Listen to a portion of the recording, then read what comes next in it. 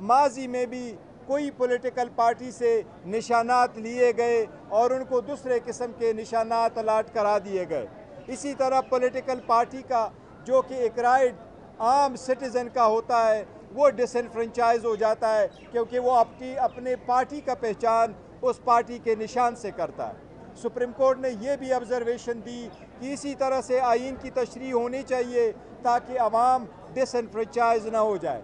Supreme court की observation की light में हमें उम्मीद है इंशाअल्लाह ताला सुप्रीम कोर्ट पाकिस्तान तहरीक इंसाफ के बे कैंडिडेट जो सुन्नी इत्तेहाद काउंसिल में इंशाअल्लाह ताला सुप्रीम कोर्ट हमें हमारे 78 सीटें वापस दिलाएगी, जिसमें हमारी 67 सीटें हमारी इस वोमेन बहनों की है और 10 सीटें हमारे भाइयों नॉन मुस्लिम की है। इंशाल्लाह हमें सुप्रीम कोर्ट से उम्मीद है, क्योंकि कल फिर हेयरिंग होगी और इंशाल्लाह हम उम्मीद है कल भी हमारे आर्गूमेंट्स कंटिन्यू करेंगे इंशाल्लाह। जी बिस्मिल्लाहिर्रहमानिर्रहीम।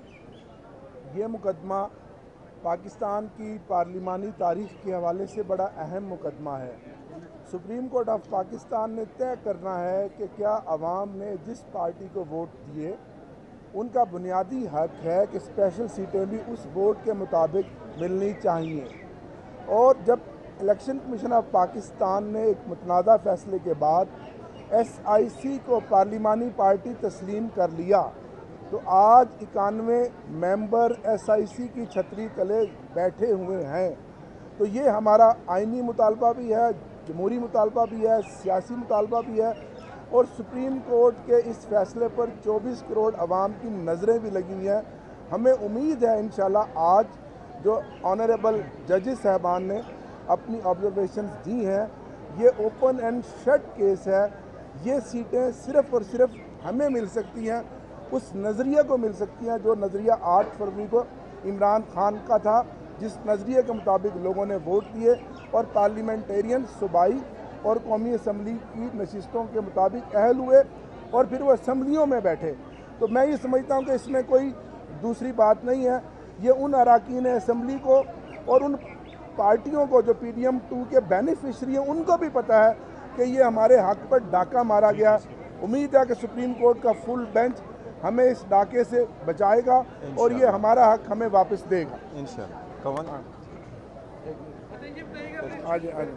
ये थोड़ी सी बात कर रही है बिस्मिल्लाहिर्रहमानिर्रहीम। जिस तरह बैरिस्टर गौहर साहब ने और आमिर डोगर साहब ने बात की है, मैं उसी बात को आगे बढ़ाऊंगी, क्योंकि जो पटिशनर एक PTI की तरफ से, मैं मेन पटिशनर हूँ, वुमेन विंग की प्रेसिडेंट, और हमारे साथ पूरे पाकिस्तान से ख़वातीन आई हुई हैं जो स्टेक होल्डर्स हैं।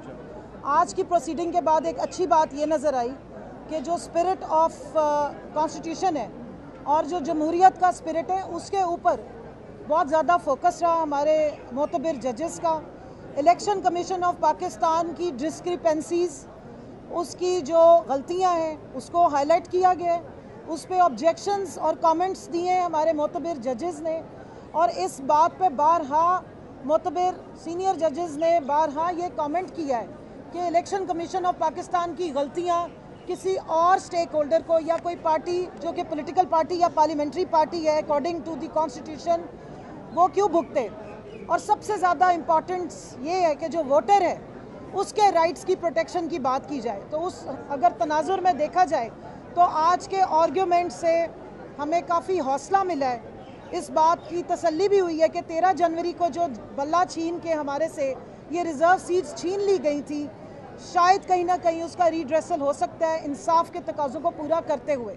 मैं यहाँ ये वाजे करना चाहती हूँ कि बतौर PTI एक पॉलिटिकल जमात, एक पार्लियामेंट्री जमात के, हमने तमाम तकाज़े डेट्स के मुताबिक मुकम्मल किए थे। बैरिस्टर गौहर साहब हमारे चेयरमैन हैं, इनके पास पूरा रिकॉर्ड मौजूद है। इलेक्शन कमीशन ऑफ पाकिस्तान में हमारी ख़वातीन ने गिवन डेट पे अपनी पेपर्स भी, नॉमिनेशन पेपर भी फाइल किए, हमने अपनी रिज़र्व सीट्स की लिस्टें भी फाइल की।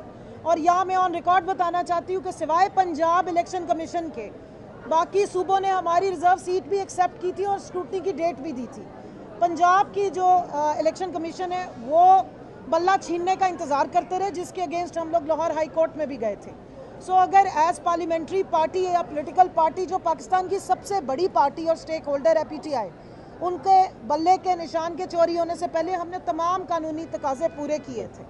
और SIC आपको पता है कि एक वो कॉन्स्टिट्यूशनल अरेंजमेंट है कि जब आप किसी पार्टी को ज़ेर एताब करके उसका सियासी और जमहूरी हक छीन लेते हैं, उससे बल्ला छीन के उसको बैटिंग करने की दावत देते हैं, तो फिर उसको SIC का बल्ला पकड़ना पड़ता है। सो हमने कद्दुओं पे, बैंगनों पे, रोलर कोस्टर पे, हरी मिर्चों पे, जूते और चिमटे समेत इलेक्शन लड़ा है, लेकिन ये सीट्स पाकिस्तान तहरीके इंसाफ की ख़वातीन की अमानत है, ये पाकिस्तान तहरीके इंसाफ की माइनॉरिटीज़ की अमानत है, ये पाकिस्तान के उन वोटर्स की दिए हुए वोट के तकद्दुस की पामाली है जिस तरीके से इन सीटों को बंदर बांट किया गया था। मुझे पूरी उम्मीद है अपने सुप्रीम कोर्ट से कि कॉन्स्टिट्यूशन की निगरानी करते हुए, उसकी स्पिरिट को उसकी निगरानी करते हुए और समझते हुए पाकिस्तान की आवाम के हकूक़ और उनके वोट के तकद्दुस का ख्याल रखते हुए इंशाअल्लाह ये केस हमारे हक़ में डिसाइड होगा और पाकिस्तान तहरीके इंसाफ की इस अमानत को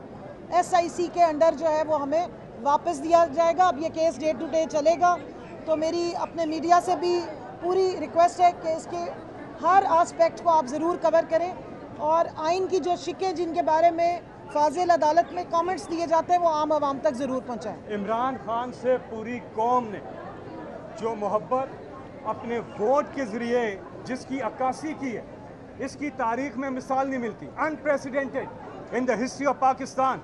लोगों की मंशा देखनी है कि लोग किसको चाहते हैं।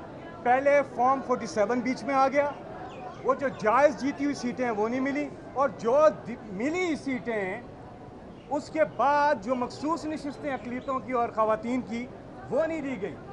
ये पहली बार पाकिस्तान की तारीख में हुआ है कि हमेशा उम्मीदवार जो होते थे वो ढूंढते थे वोटर को, घर घर जाते थे कि मुझे वोट चाहिए, मेरा ये इंतखाबी निशान है। ये पहली बार हुआ है कि वोटर ढूंढ रहा है कि किस उम्मीदवार पे इमरान खान ने हाथ रखा है और उसका इंतखाबी निशान क्या है। ये लोगों की मंशा के खिलाफ बात है। लोग वोट किसी और को देते हैं और आप मखसूस नशिस्तें किसी और को दे दें, ये हो ही नहीं सकता। जमहूरियत की नफ़ी है ये। सिर्फ इलेक्शन में जमहूरियत नहीं होती, साफ और शफाफ इलेक्शन में जमहूरियत होती है, वरना तो जिम्बाब्वे में भी जमहूरियत होती। और इमरान खान की एक एक कही हुई चीज़, उन्होंने कहा था ये जो मर्जी कर ले, 200 केसेस क्या 1000 केसेस कर दे, जो मर्जी कर दें, इलेक्शन में ये कौम इमरान खान के लिए निकलेगी। और आपने देखा 8 फरवरी को पाकिस्तान की तारीख में ऐसा नहीं हुआ जो इस बारी हुआ। इसलिए जो लोगों की मंशा है, जिस हिसाब से जो सीटें जिस पार्टी को मिलनी है वो मिलनी चाहिए। ये नून लीग और पीपल्स पार्टी वाले ये तो हर जगह नशिस्तें देखते हैं, इनके मुंह में पानी आ जाता है। ये PSL के मैचेस होते हैं, वहाँ खाली नशिस्तें देखते हैं, इनके मुंह में पानी आ जाता है। अभी कुवैत में इलेक्शन हो रहा है, वहाँ रिजर्व सीट इन्होंने पहले से बुकिंग करवा लेते हैं। पैनामा में इलेक्शन हो, लैटिन अमेरिका में, वहाँ मखसूस नशिस्तों में पहले बुकिंग, वो तो वैसे भी उनका आपको पता है सेफ हेवन्स है, हर चीज़ वहीं वो पार्क करते हैं। लेकिन ये जमहूरियत की नफ़ी होगी कि पहले आपने वोटर को उसकी जो मंशा है उसको एक्सरसाइज करने के लिए इंतखाबी निशान जो है उस पर पाबंदी लगा दी। तो ये पाकिस्तान जैसे मुल्क में इंतखाबी निशान बड़ा अहमियत होती है। वोटर जाते हैं, निशान देखते हैं और अपना ये वोटर से उसका राइट लेने के मुतरादिफ है कि आप उसको उस इंतखाबी निशान ये लोगों के राइट की बात है। अवैध साहब बात करेंगे, उसके बाद आपके सवाल लेंगे। अवैध साहब बात कर ले, एक सेकंड पहले बात कर ले फिर सवाल है। जी एक बात मैं सिर्फ आपको बताना चाहता हूँ कि सुप्रीम कोर्ट ने जिस बात का बहुत नोटिस लिया वो आर्टिकल 17 है पाकिस्तान के आइन का, और आर्टिकल 51 जिसके तहत लिखा हुआ है कि इलेक्टेड जितने इलेक्ट होके आएंगे मेंबरान, उनकी तनासब से सीटें मिलेंगी। कहीं पे नहीं है कि उसकी तनासब से बढ़ के सीटें दे दी जाएंगी किसी को। तो आर्टिकल 17 के तहत ये राइट ऑफ वोटर जो है वो इन्फ्रिंज हो रहा है।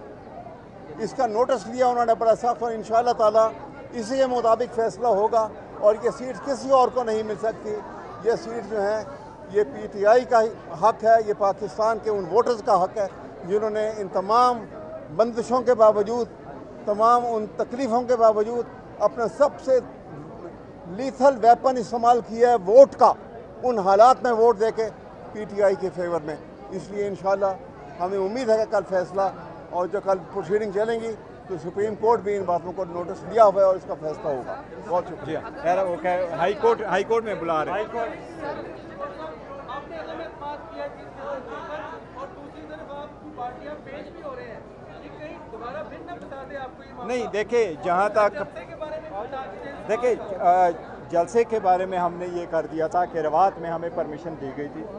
जहाँ तक रवात में जलसे का ताल्लुक है तो वो जगह सराउंडेड है, जगह तोड़ी है, उसमें गेट लगा हुआ है। वहाँ जीटी रोड से आने के लिए एक्सेस नहीं है, वहाँ डीएचए की तरफ से कंस्ट्रक्शन हो रही है, एक्सेस नहीं है। वहाँ से हमारे सारे जो अलायंस पार्टी के मेंबर्स हैं उन्होंने कहा था ये साइड बेहतर नहीं, हम हाई कोर्ट से दोबारा जाएंगे। लिहाजा 8 तारीख को हमारा जलसा स्वात में होगा और यहाँ हम हाई कोर्ट दोबारा जा रहे हैं, वहाँ वो ले रहे हैं परमिशन। Thank you.